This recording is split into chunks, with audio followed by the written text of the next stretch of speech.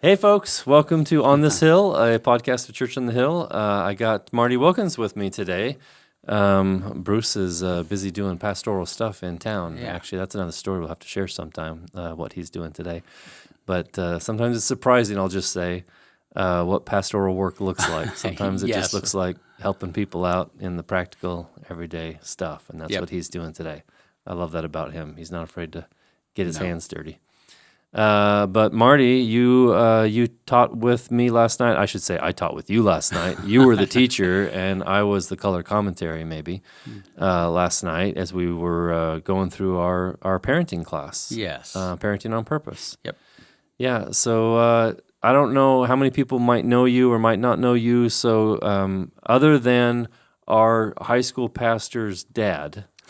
Yes. Yeah, I who am are you? I am Taylor's dad, Yeah. and I am also Becky's husband. A lot of times at church, when people are going, Yes. "Hey, Becky, how you doing?" and then they're introducing her, and they go, "Oh, and this is Marty." So Yeah. sometimes I think my name is actually, "And this is Marty." Yeah, that's two good claims to it's- fame they're- because your son is great. All your kids are great. Yes. And your wife is just the sweetest thing in the whole world. She's Yes, she always is. so She's a good kind and one. encouraging to me. I hit the jackpot between Becky and Melissa and Sadie, my two daughter-in-laws, and I'd rather say just daughter, but Yeah. we'll leave it there. So Yeah. yep, Yeah, so that's three kids, 3 boys.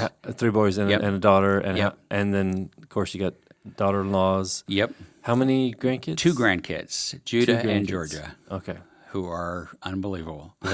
Yep. How old are they now? Judah is 3. He'll be 4 in July, and Georgia, Sissy, is Yeah. going to be 2 here in the end of March. So Yep. yep. All right, fun. Yeah. And I heard you say from the front the other day you hope more are on the way. I did, and I thought about that right after it came out of my mouth. I go, "There's Melissa sitting right over there." And I was like, "No, I don't think she was offended I at don't all. think I don't No. think so either." And then it's like, oh, Yeah. anyway, And they make beautiful kids. they do, and Yeah. we'll see. And I'm all for, if anybody's wondering, nobody's asked, but I'm all for godly parents having kids. Man. Oh, absolutely. Yeah, we So, need Kingdom of God kids. Yes, we and do. At Church on the Hill, one of the reasons why we're having a parenting class is because we have lots of kids. Yes. We have so many children around here, so many babies. Kids of all ages, our high school kids, our middle school, all the way down, though, to the nursery. It is stocked full. And when I look Yes. around the church, I also see an awful lot of women pregnant. Yes. So it felt like the right time to start a parenting class. And we're, as grandparents, very happy that it's the young people that are having the kids Yeah. right now. And, Yeah. and yeah, that's we get true. tired. Yeah, I'm not a grandparent yet. Yes. My daughters are 21 and 22. One is going to be married, so I'm going to be married in June. So any day, who knows? I mean, within a couple years, I could be. They always say they're going to wait, so I don't know. Now, I remember my grandparents saying when I was growing up that my children made lots of mistakes, but my grandchildren are perfect. Yeah. As a grandchild, under that system, Yeah. I was, that's Yeah. kind of cool. Grandma they didn't, they knew we weren't perfect, but that was sure that communicated in terms of there. And I've thought about this, when I was a dad and I was thinking about all the things that had to be done around the house or at my Right. job, or the fact that what are all the things that have to be done with all of the kids and that kind of stuff. And when you're a grandparent, for the most part, when you show up and you're watching the kids, they are the only show in town. And I think that is it's such a blessing to be able to just Yeah.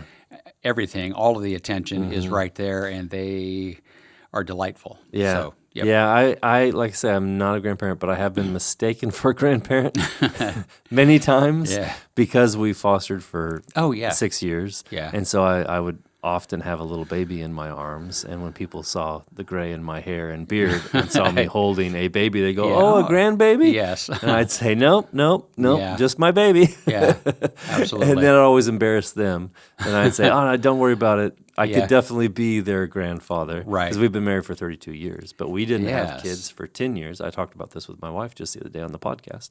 It was 10 years of infertility for us before we had our first kid. Actually, and we had our first through adoption and then had a biological and then have now done a lot of fosters. But your guys' story is a little bit similar. It is. We had, it wasn't 10 years, but we had 5 years with infertility. And Becky had surgery, and the doctor basically said, it's not looking good. The odds of you being able to conceive are not good. So Are you really saying start because of the surgery? It because looked like of it the was good? medical condition Okay. that she had that she needed surgery for, that it's not looking good. Okay.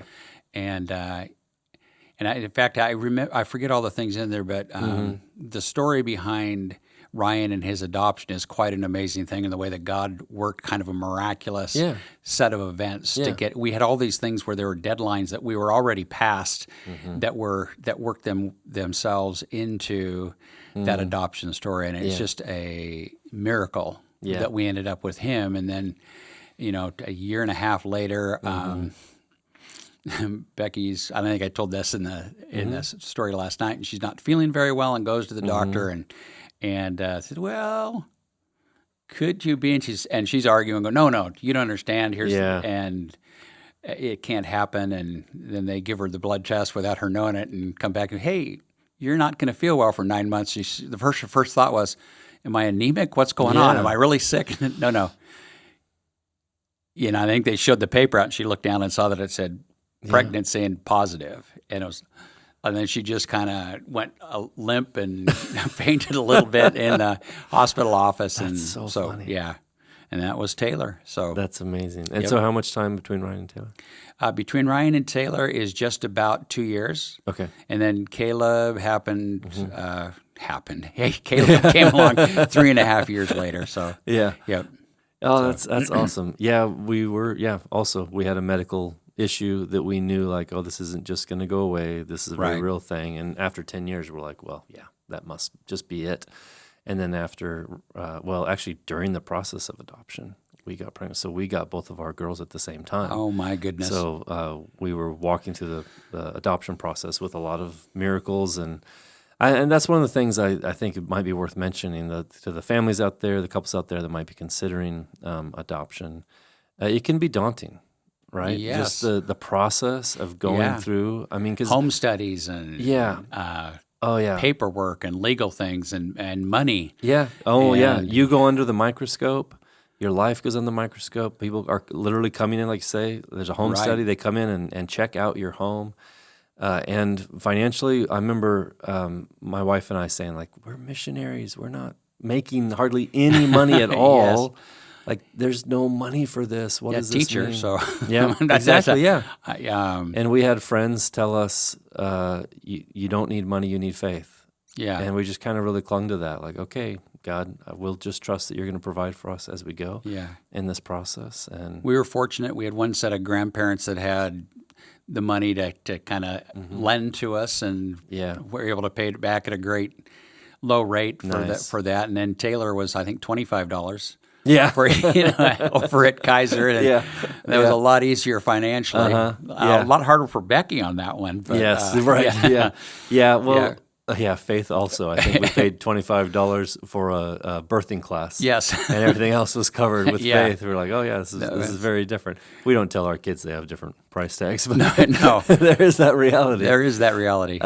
But that's funny because with that adoption, I'll often kind of say, a biological baby, is born in your body, but an adopted baby is born in your heart.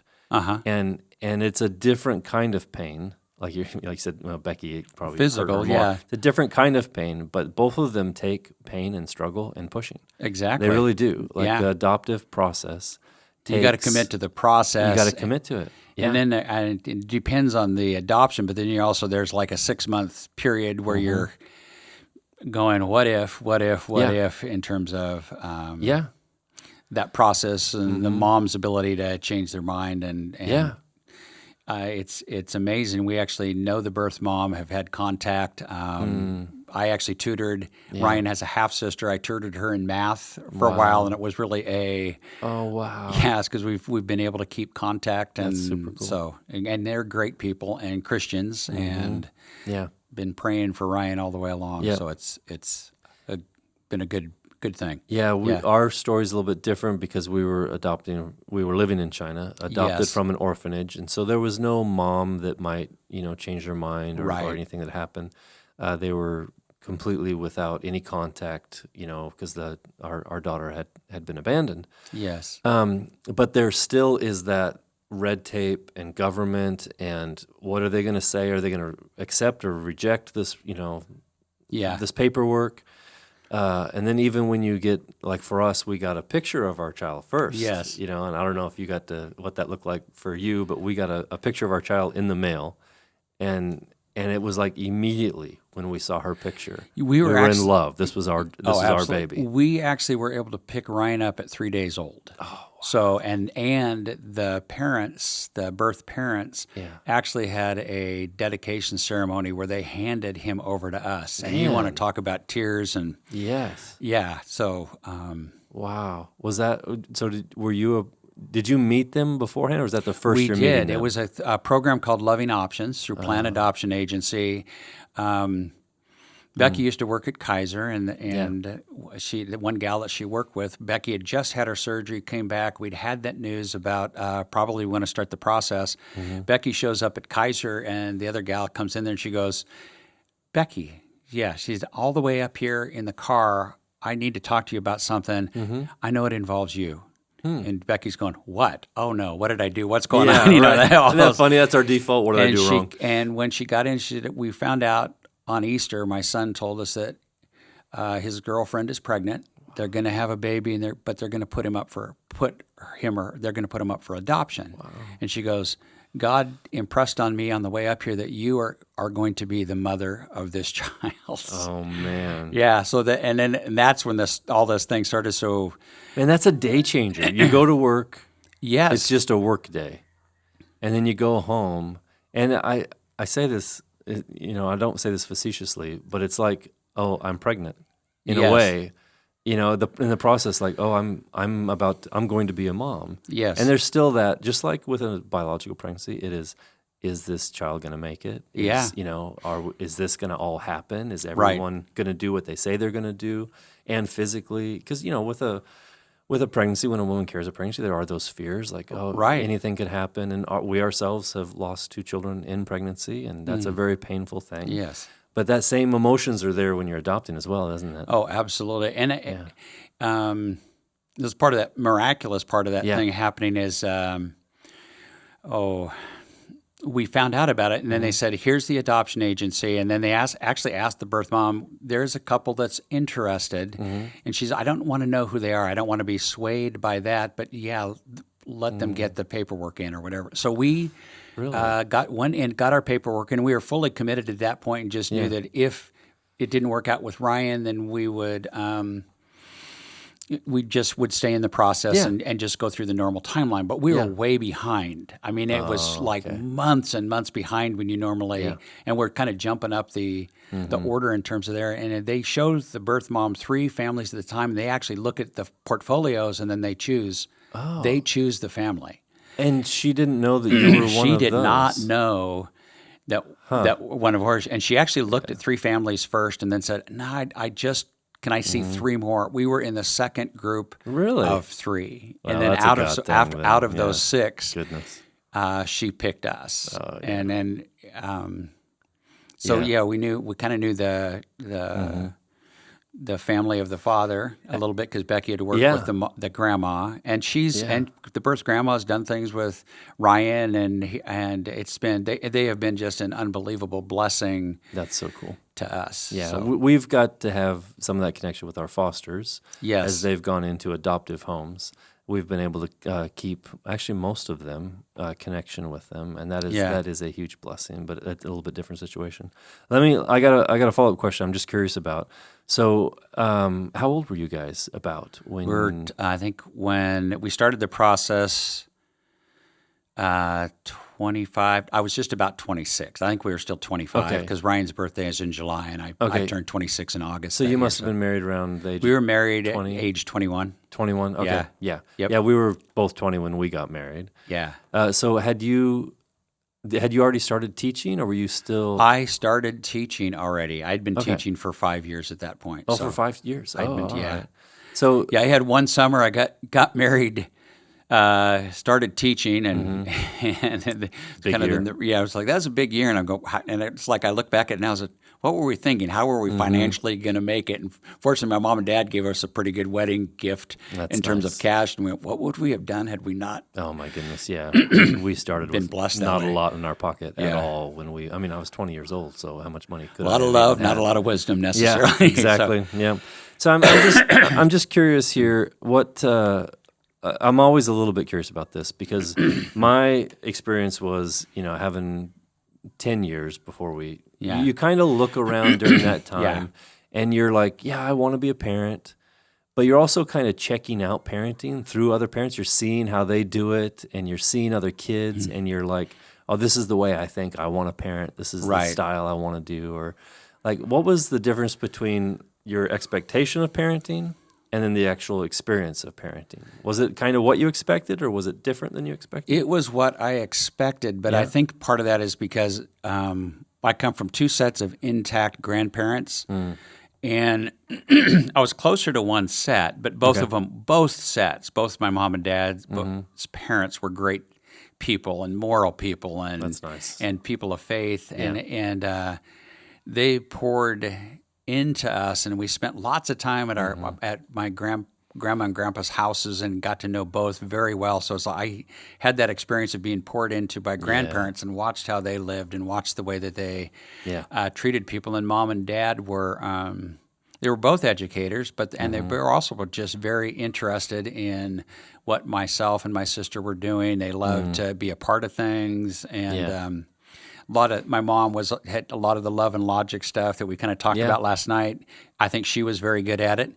My dad was also, he was funny and he was authoritative, but he kind of not authoritarian just simply because he invested so much time in being at all the things that we were after. It was kind of funny. Yeah. My mom would say, I didn't like to say no. I'd like to kind of give two choices to the child or more so that they can choose something that I'm comfortable with. So either way, they have a little power. And I think I told you this the other day when we were talking. My dad's choices were more like, hey, you can do this now for $1 or you can do it later for free.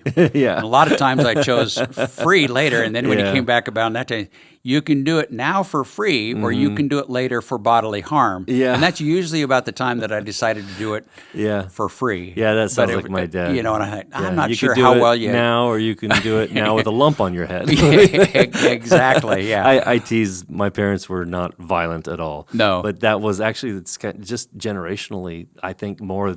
Even the way they talked was more like that. My dad was not afraid to say things like, I'll tie you a knot, I'll hurt you, I'll do stuff like that. And I knew he loved me and he wasn't going to hurt me. Yeah. But it was kind of part of the vocabulary. We had a rougher vocabulary, I think, just back then. And Dad was good at spankings. I thought there was like a little target on my rear end that he could hit every single time. Mom, not so much. She'd try and spank me, but she had one time she was going to spank me and hit halfway up my back, and I turned around and said, "What are you doing?" And I was like, and then he had another time I was going to get a spanking from my mom, and that was not very often because she was like that, give the choices. So I know I'd really screwed up when I hit that one. But she went to spank me, and I felt bristles across. She picked up a broom and she spanked me with the bristle end of the broom. And I got done like this, and I turned around. I looked at her, and I looked at the broom, and I just started laughing. And then she looked at the broom and like this, and we both started laughing. Everything was over at that point. I got the point that she was upset, and and I knew I was out of line. But so she just wasn't good at it. I think at the questions and giving me other choices were a much better way to go. So Did you two naturally know how do I say this?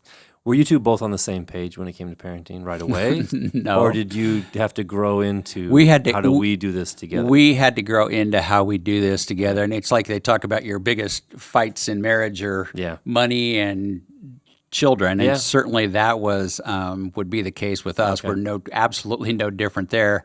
What I think was the blessing for both of us, on that authoritarian, permissive scale, Becky was more authoritarian in terms of how I want it done, and we need to have it this way, and they need to have these. I wouldn't have guessed that. No, and I'm more on the permissive. Okay. Although, and I think we both absolutely knew that the other one absolutely adored our children. Right. But it was like, where do those lines Yeah. get drawn? And I think that the real thing was, how far do we step in to enforce those? That was where our big thing. We both believed that rules were important, and we both knew that that rules are important, and we both very much relational in terms of our kids. But it was, how far do we enforce those rules, and where do those boundaries line? And So you're talking about those 4 styles of parenting. Yes. Not everyone will have been to the class last Yes. night, but the authoritarian is that top-down, my way or the highway. exactly. Permissive is kind of the opposite. There aren't really structure or rules, or they're not enforced. And they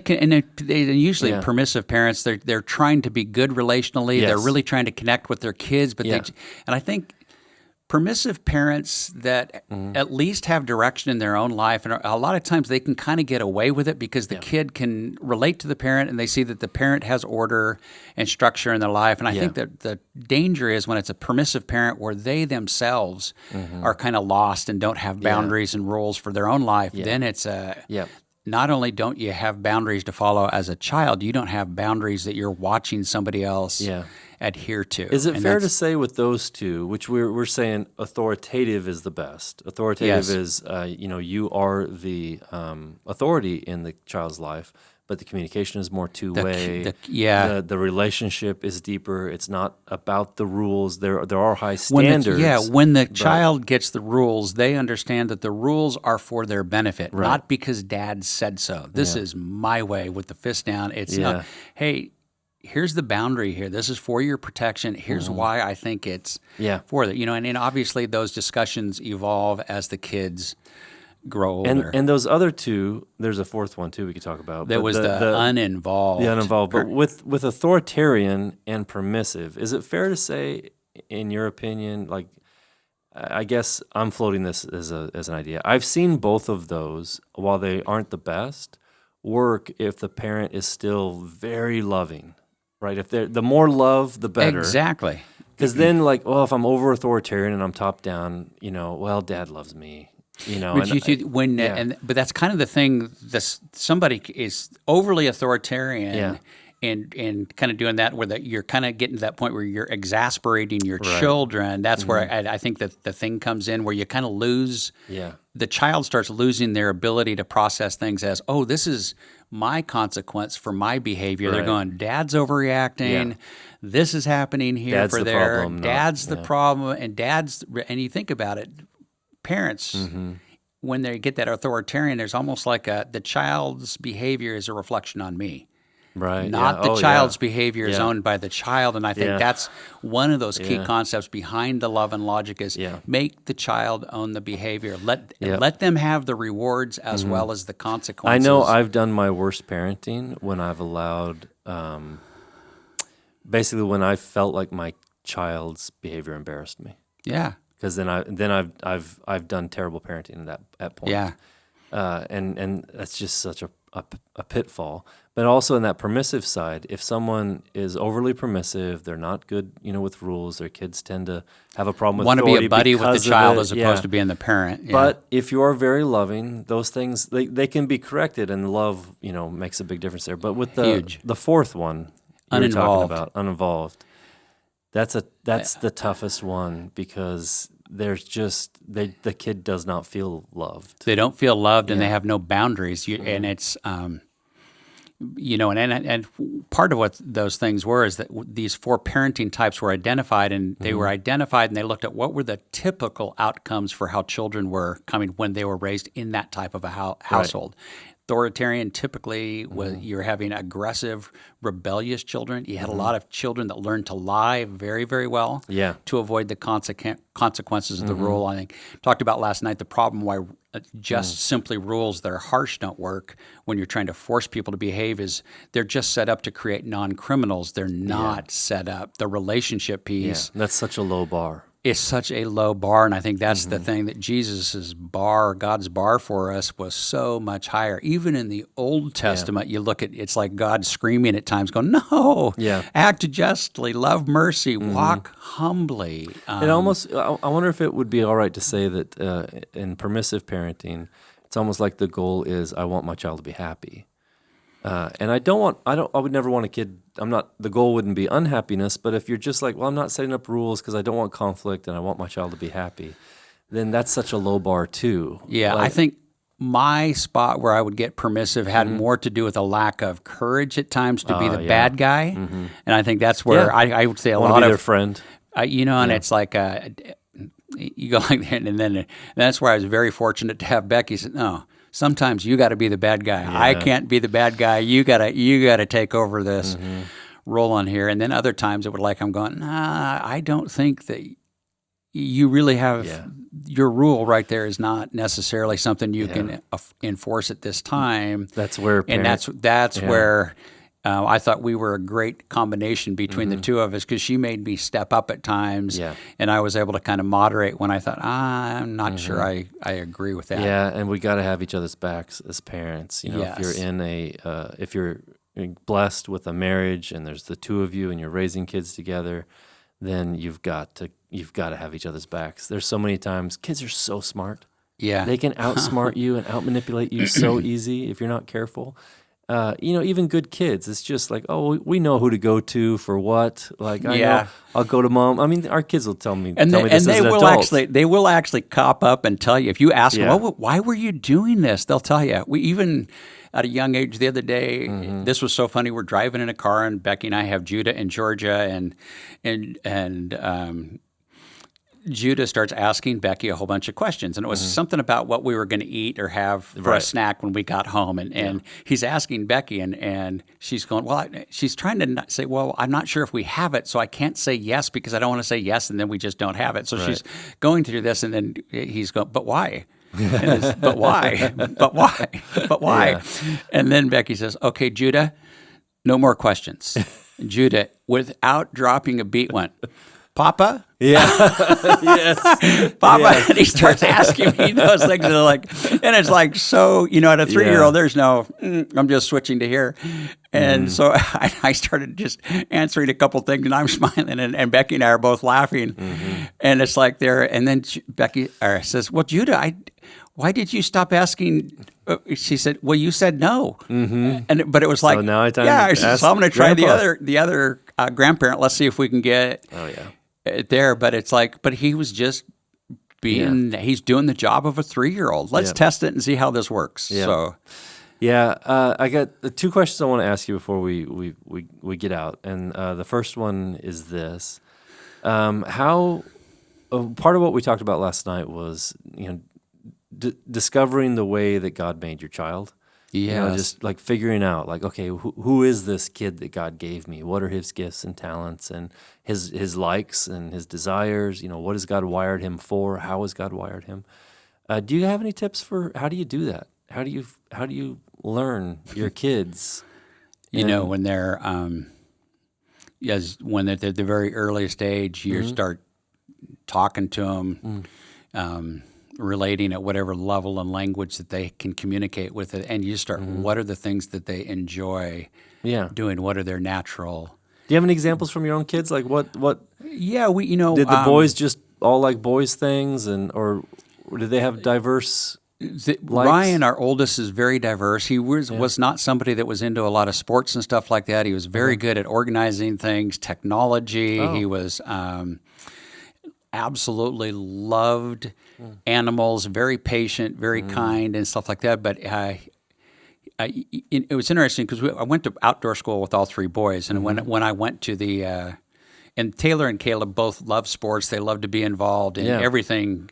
You just throw 3 or 4 balls in the backyard, they could be out there for hours. And Ryan he'd be out, and he might play the ball with them for a little while, but then he's over and he's picking up things for bugs and snakes and doing that kind of stuff. But went to outdoor school, and I came in the first year I was with Ryan, and he comes in and came to their free time. Well, Ryan was going down, and we were going to the science exhibits at the outdoor school, and where it's very quiet, and we're looking at things, and it's kind of quiet and by yourself. And the interesting thing I found about him is he could be alone at times when he's doing these things, but he wasn't lonely. Yeah. It's just how how his bent was, and he'd go like there, and then, well, the next year I go with Taylor, and it's like the extreme hike, the extreme climb, the extreme, and everything was physical activity Yeah. and running. I'm going all Still is with him. Still is. Yeah. all over the place. I'm going, Yeah. okay, Taylor, you're killing me. And then a couple years later with Caleb, we were in there, and by the time they kind of start. What are the things that they naturally love doing, and how do you Yeah. encourage? Would you have guessed that Taylor was going to be a minister? There are things. His senior year in high school, what I did notice is he had a great leadership ability. Yeah. And Was I remember was he using it for good back then? He was using it Okay, for good, good. and and he sometimes talked about, well, I didn't really make this commitment to Jesus until he got to college, and even though our family was doing Young Life and FCA and stuff like that, but it takes time to kind of figure out where you're at. It But took real ownership to ownership take of it. real ownership Yeah. by himself. Yeah. But he gave a speech in the locker room at halftime at one of the football games, and one of his teammates got, Mr. Wilkins, Taylor's got to be a motivational speaker someday. That's cool. So I was like that, and he had that leadership skill. Taylor was the one who could go out and if one of the teammates was out of line, he could be the one that go up and he was kind of like Ryan, the oldest, no peer pressure at all. It just didn't affect him. I'm not going to join the crowd. They're doing dumb stuff. Taylor would be, the crowd's doing dumb stuff. I can change them. Yeah, You that's cool. know, and Yeah.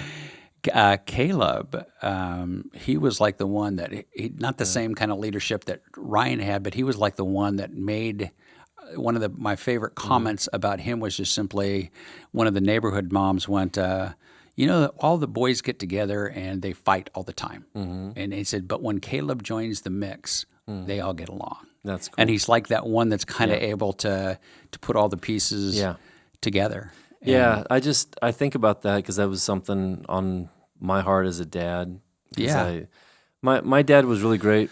Him and I, for the most part, had very different likes. Yes. But there were a few things we had in common. We both liked to hunt and fish. That was something we liked to do together. So we did that a lot together because it's something that we enjoyed.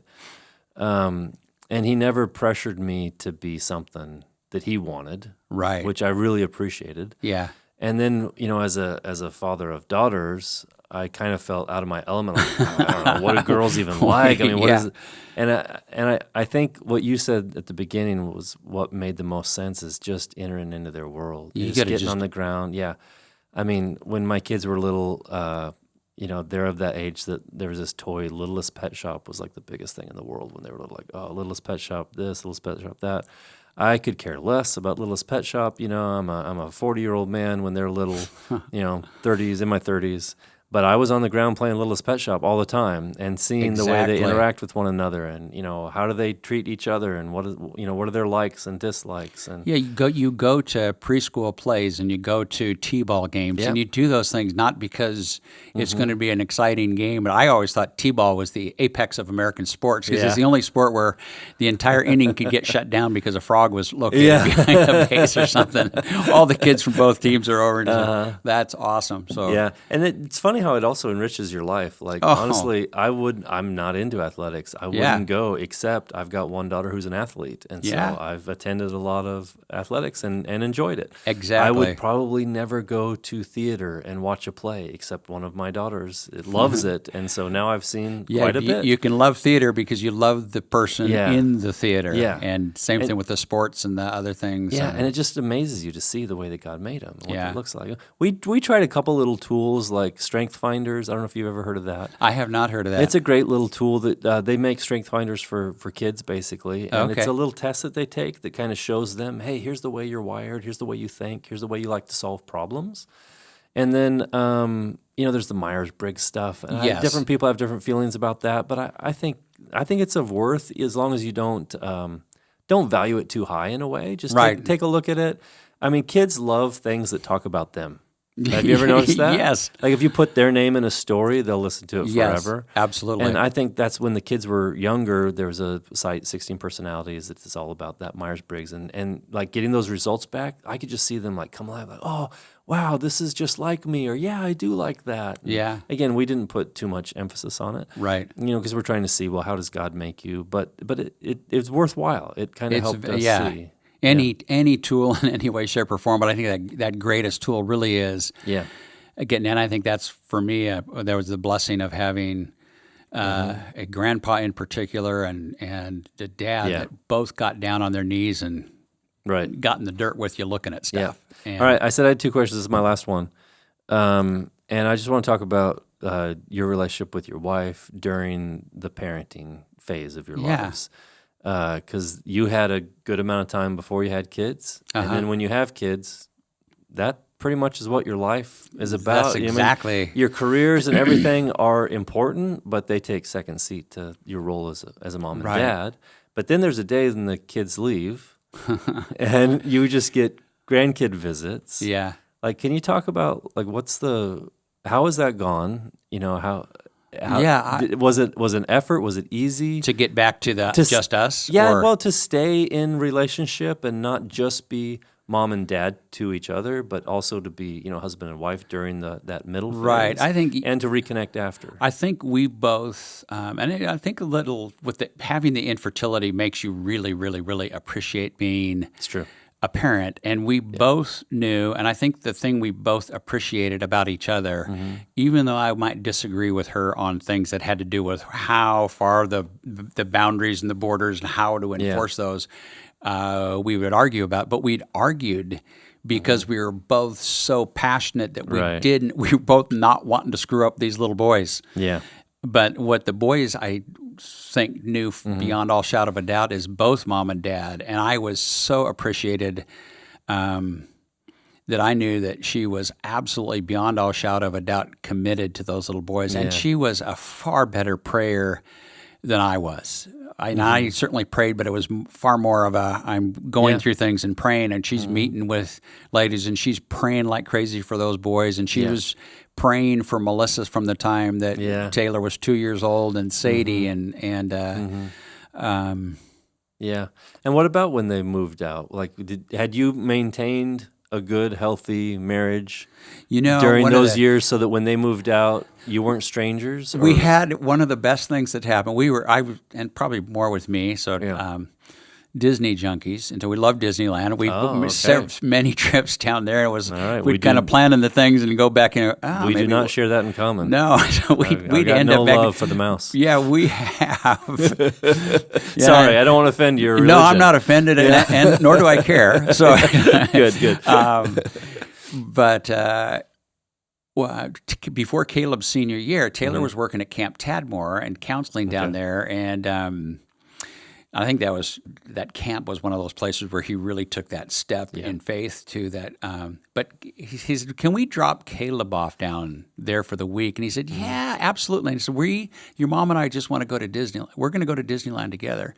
So we dropped Caleb off, and we took that trip together to Disneyland, just the two of us. And what we found out is, oh, that's right. This is what it is with just you and I. And we found out that we absolutely love going places together, whether it's just a night at the beach or it's something. So we just love that. But that was probably one of those big things where it's like we both kind of were getting ready for the trip going, okay, what's this going to be like? There's no other things. And we found out we actually got along better on the trip because half the time I'm thinking about what to do with the kids that are moving faster, and Becky's thinking, we got to slow down for the kids that are in, and we're constantly adjusting. And then we go, oh, this is what our pace is. Yeah. This is what Marty and Becky's pace is. That's funny. I'm kind of asking selfishly because I'm there now. Yeah. I got, It doesn't sound like Disneyland will be in your plan. no visiting the mouse. No. I'll be dragging her fishing trips and stuff. Fishing trips. Okay. Yeah. I don't think I'll be dragging Becky there either. I have horrible fishing stories. I'm terrible. Well, that's good news. I'm glad to hear that. And I know I'm thankful. I love my wife's my best friend. I love spending time with her. There's no question. And that's that. But that takes effort. That takes time. And it's not easy. I don't want to make people feel bad if that's not the case yet, but that can be true. You can be best friends with one another and enjoy each other's company. And I like Becky's always one that comes back and says, marriage has been hard. It's been very hard at times, but she said it's also been very, very good. It's the best thing. And I look at the impact she's had on my life and where I am today. I'd be a much worse person. Yeah. Oh, If I did not have her influence on me, and I Yeah. know that I've had Amen. an influence on her as well. Yeah. But working those kinks out. Yep. Yeah, that's a whole nother. That's the marriage class. I guess we'll bring That's- you back for the we'll- marriage class. Talk about that. So, Yeah. well, thank you very much, Marty. I appreciate you coming in and doing this. I understand you were cutting concrete before I you got was. I was here. cutting concrete before I get here, and I'll Yeah. do a little ceiling on a little roof patch. So Yeah. I'm having fun today. Thanks for taking time out from. If this is what you call retirement. This is this is retirement. Yeah. The nice thing about where it is now is at least I'm forced to not work as many hours, so I have Yeah. to kind of limit how much I can make and how much I can work. So Yeah. it's doable, and I Well- like that. More time with Becky. I could talk to you for a long time, and maybe we'll do that again. Talk about marriage, talk about teaching in the public school Yeah. system, talk about apologetics. I know that's something that's on your heart and I mind love that. you love. Talk about those actual logical consequences that we Yeah. kind of didn't leave enough Yeah. time for last Yeah. night. So that would be great. Yeah, So, that would be great. So thank you very much. I appreciate it. Friends, thanks for joining us. We love you very much. If you'd like to get connected with us, the way to do that is the website. If you'd like to really get connected with human beings, then come on Sunday. Come check us out. Come join a life group. Come join a Bible study. We got a few starting right now. I strongly encourage you. In person and connecting is the way to go deeper. So see you on Sunday. God bless you guys. Bye. take care.